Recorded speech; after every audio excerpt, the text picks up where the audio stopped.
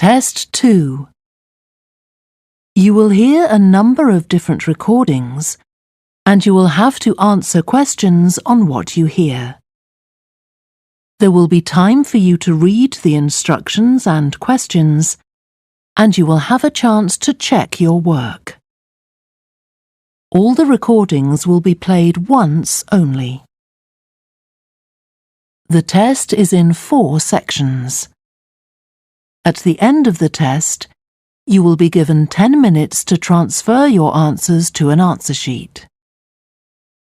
Now turn to Section 1. Section 1. You will hear a young man phoning a town's youth council. First, you have some time to look at questions 1 to 5.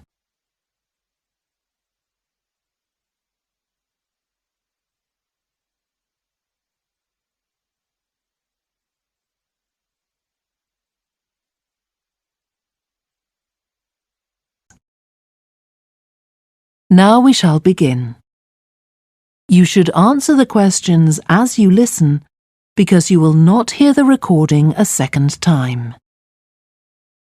Listen carefully and answer questions 1 to 5. Good morning, Youth Council. Caroline speaking. Oh, hello. I'm interested in standing for election to the Youth Council, and I was told to give you a call. That's good. Could I have your name, please? Yes, it's Roger Brown. Thank you. I'm Caroline, the Youth Council Administrator. So, do you know much about what the council does, Roger? I've talked to Stephanie. I think she's the chair of the council. That's right. And she told me a lot about it. How it's a way for young people to discuss local issues, for example, and make suggestions to the town council.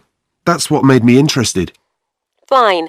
Well, let me take down some of your details. First of all, how old are you? You know the council is for young people aged from 13 to 18. I've just turned 18. And where do you live, Roger? Well, that's a bit complicated. At the moment, I'm looking for a flat to rent here, so I'm in a hostel from Monday to Friday.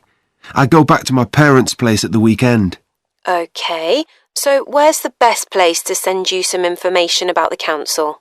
Oh, to my parents' address, please. That's 17 Buckley Street, Buckleigh Street, Stamford, Lincolnshire. Though you don't really need the county. Oh, I know Stamford. It's a lovely town. And what's the postcode? PE9 7QT. Right, thank you. So are you working here or are you a student? I started studying at the university a couple of weeks ago, and I've got a part-time job for a few hours a week. What do you do? Well, I've done several different things. I've just finished a short-term contract as a courier, and now I'm working as a waiter in one of the big hotels. Uh-huh. That can't leave you much time for studying. Oh, it's not too bad. I managed to fit it all in. What are you studying? My ambition is to go into Parliament eventually, so my major subject is politics. That's partly why I think the Youth Council is important and want to be a part of it. And I suppose you're also taking a minor subject, aren't you? I know a lot of people study economics too. I chose history. To be honest, I'm not finding it as interesting as I expected. Before you hear the rest of the phone call, you have some time to look at questions 6 to 10.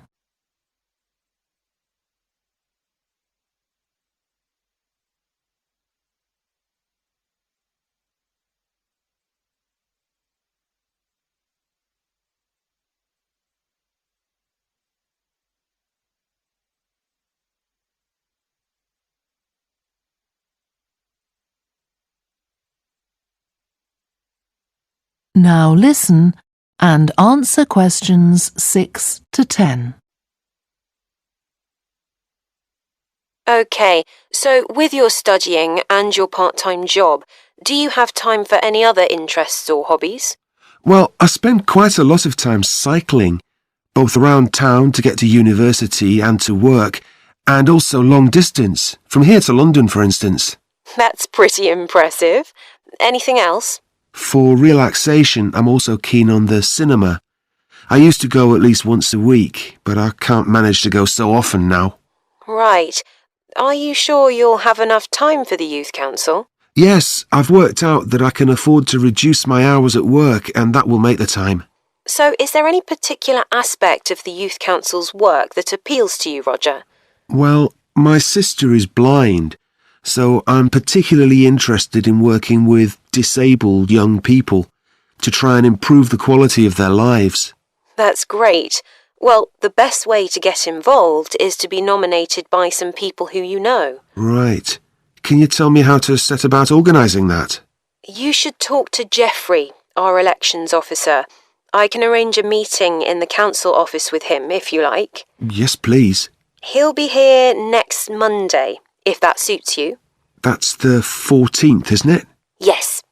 I can manage late afternoon. Would you like to suggest a time? He generally leaves around 5:30.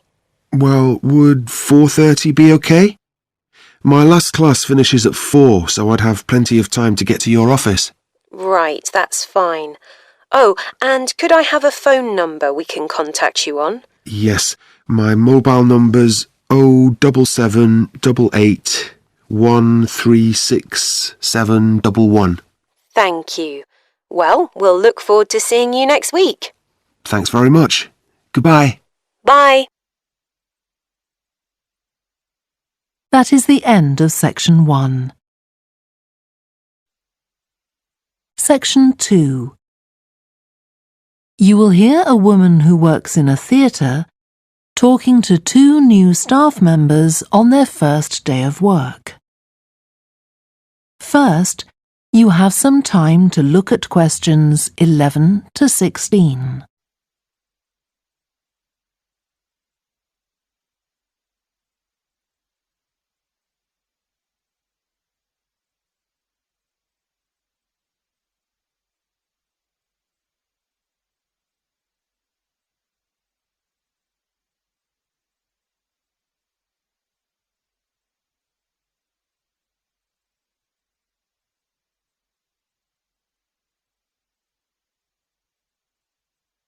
Now listen carefully and answer questions 11 to 16.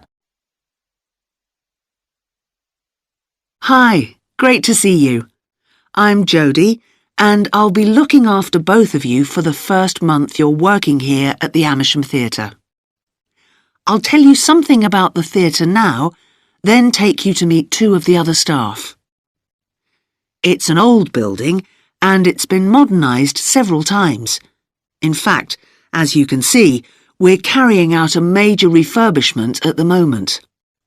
The interior has just been repainted, and we're about to start on the exterior of the building. That'll be a big job. The work's running over budget, so we've had to postpone installing an elevator. I hope you're happy running up and down stairs. When the theatre was built, people were generally slimmer and shorter than now, and the seats were very close together. We've replaced them with larger seats, with more legroom. This means fewer seats in total, but we've taken the opportunity to install seats that can easily be moved to create different acting spaces. We've also turned a few storerooms over to other purposes, like using them for meetings. We try hard to involve members of the public in the theatre. One way is by organising backstage tours, so people can be shown round the building and learn how a theatre operates. These are proving very popular. What we're finding is that people want to have lunch or a cup of coffee while they're here, so we're looking into the possibility of opening a cafe in due course. We have a bookshop which specialises in books about drama, and that attracts plenty of customers. Then there are 2 large rooms that will be decorated next month, and they'll be available for hire, for conferences and private functions, such as parties. We're also considering hiring out costumes to amateur drama clubs. Now I want to tell you about our workshops. We recently started a programme of workshops that anyone can join. Eventually, we intend to run courses in acting, but we're waiting until we've got the right people in place as trainers. That's proving more difficult than we'd expected. There's a big demand to learn about the technical side of putting on a production, and our lighting workshop has already started with great success. We're going to start one on sound next month.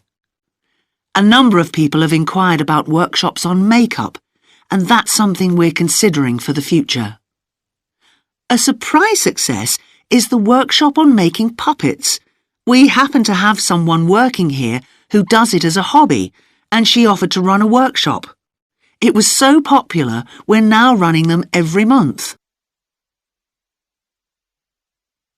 Before you hear the rest of the talk, you have some time to look at questions 17 to 20.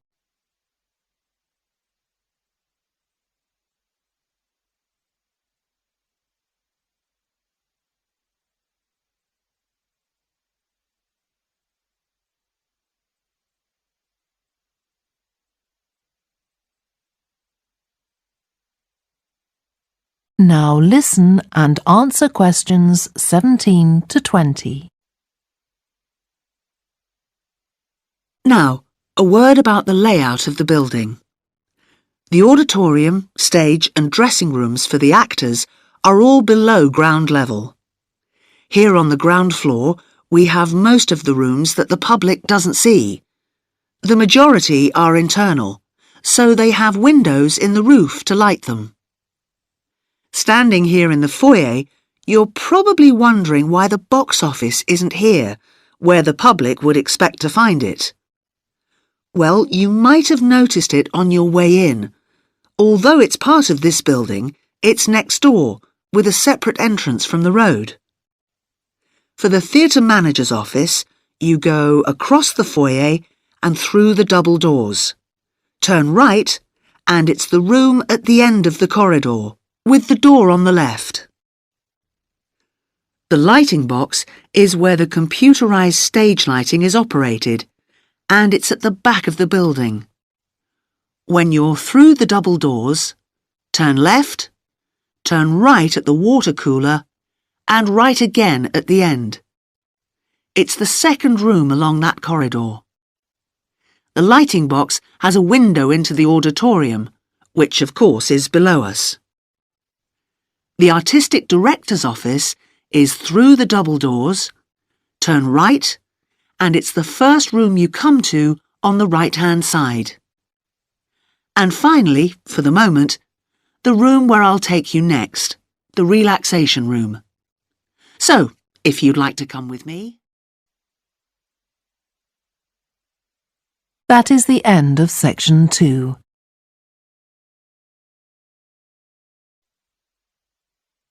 Section 3.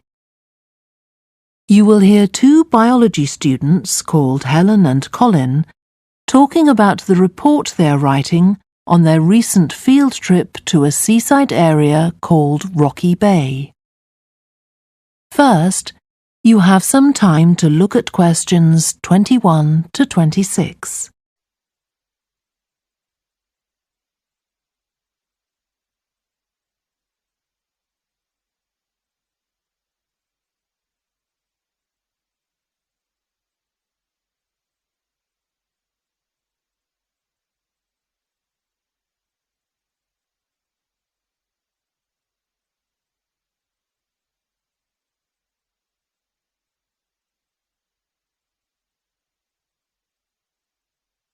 Now listen carefully and answer questions 21 to 26.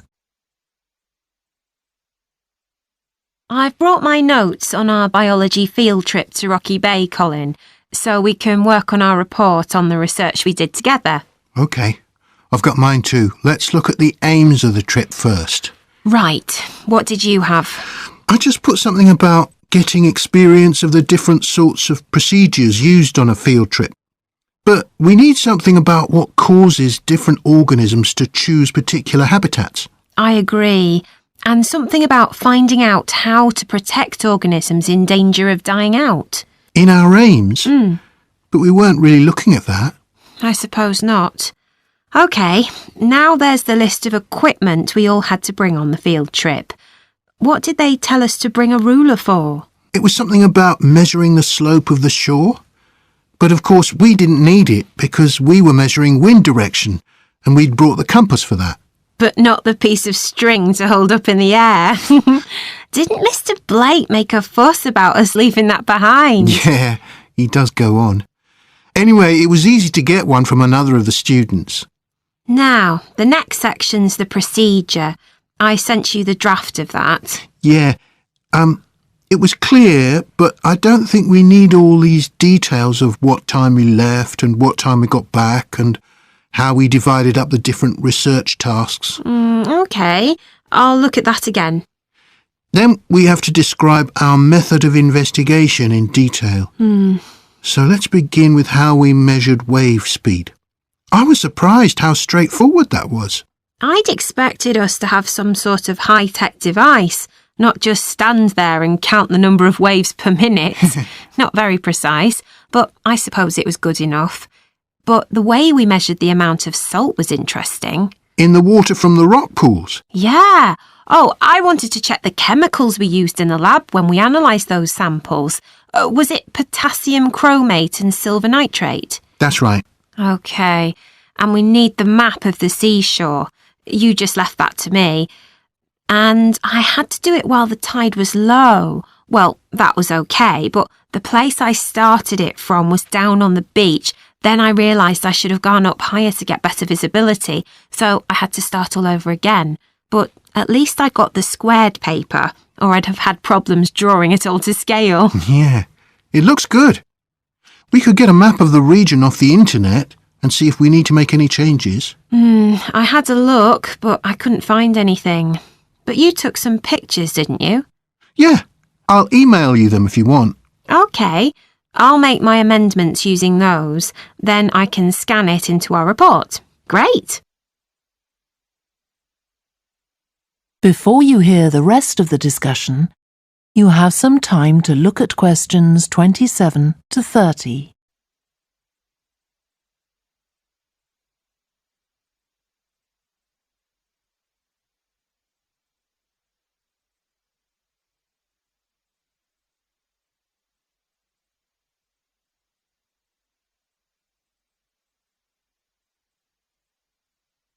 Now listen and answer questions 27 to 30. Now, when we get to our findings, I thought we could divide them up into the different zones we identified on the shore and the problems organisms face in each zone. So for the highest area... The splash zone? Yeah, we found mostly those tiny shellfish that have strong hard shells that act as protection. But not from other organisms that might eat them, predators. No, that's not the main danger for them, but the shells prevent them from drying out because they're in the open air for most of the time. Right. And since they're exposed, they need to be able to find some sort of shelter or cover themselves up so they don't get too hot. Then in the middle and lower zones nearer the sea, we need to discuss the effects of wave action. Yes, and how organisms develop structures to prevent themselves from being swept away or even destroyed by being smashed against the rocks. I haven't done anything on the geological changes. I don't know what to put for that. No, we weren't concentrating on that. Maybe we need to find some websites. Good idea. I've got the lecture notes from Mr. Blake's geology course, but they're too general. But we could ask him which books on our reading list might be most helpful. Right. OK. Now, I did a draft of the section of sources of possible error in our research, but I don't know if you agree. For example, the size of the sample and whether it's big enough to make any general conclusions from. But I thought actually we did have quite a big sample. We did. And our general method of observation seemed quite reliable. But we might not be all that accurate as far as the actual numbers go. Yeah, we might have missed some organisms, if they were hiding under a rock, for example. I wasn't sure about the way we described their habitats. I decided it was probably okay. Yeah, and the descriptions we gave of the smaller organisms, they weren't very detailed, but they were adequate in this context. I'm not sure we identified all the species correctly, though. Okay, we'd better mention that. Now, how are we going to... That is the end of section 3. Section 4. You will hear part of a lecture to students of architecture about the design of a public building. First, you have some time to look at questions 31 to 40.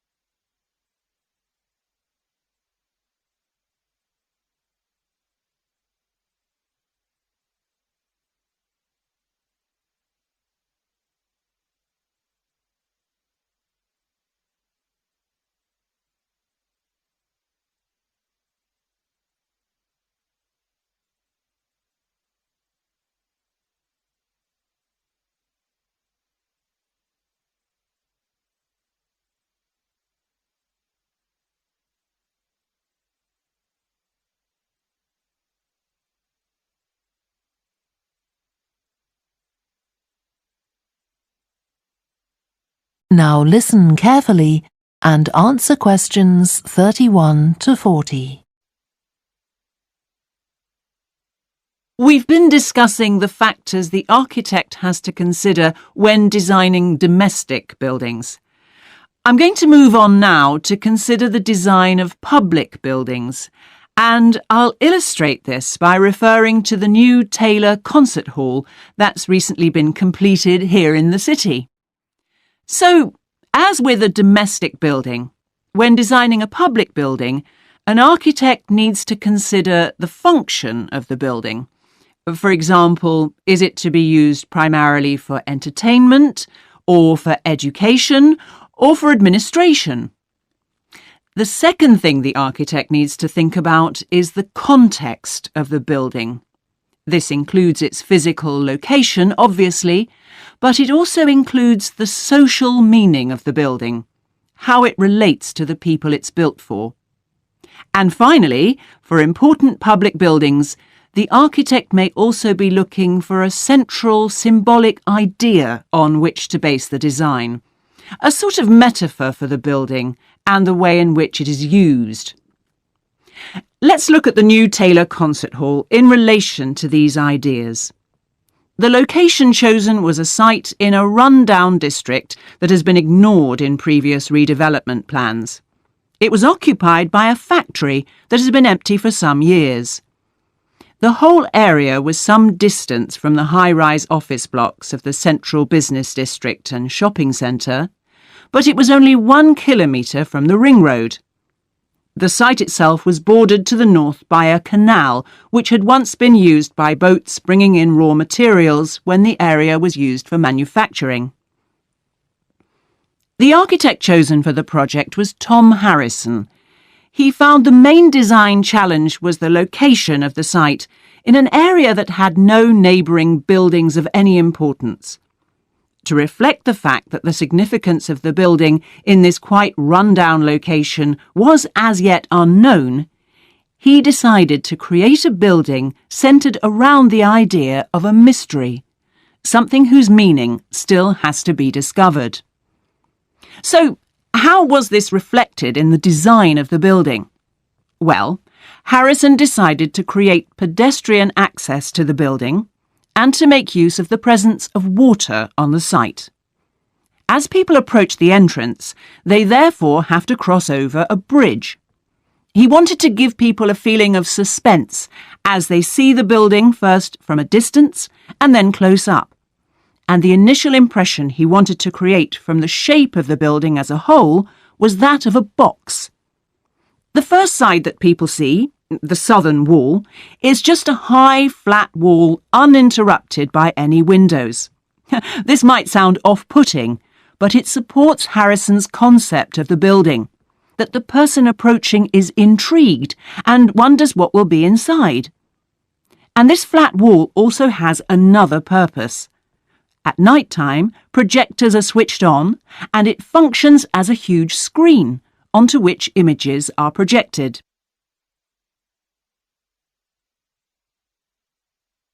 The auditorium itself seats 1,500 people. The floors supported by 10 massive pads. These are constructed from rubber and so are able to absorb any vibrations from outside and prevent them from affecting the auditorium. The walls are made of several layers of honey-coloured wood, all sourced from local beech trees. In order to improve the acoustic properties of the auditorium and to amplify the sound, they are not straight, they are curved. The acoustics are also adjustable according to the size of orchestra and the type of music being played. In order to achieve this, there are 9 movable panels in the ceiling above the orchestra, which are all individually motorised. And the walls also have curtains which can be opened or closed to change the acoustics. The reaction of the public to the new building has generally been positive. However, the evaluation of some critics has been less enthusiastic. In spite of Harrison's efforts to use local materials, they criticise the style of the design as being international rather than local, and say it doesn't reflect features of the landscape or society for which it is built. That is the end of section 4.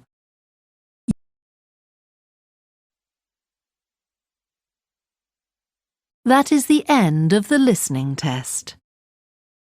You now have 10 minutes to transfer your answers to the answer sheet.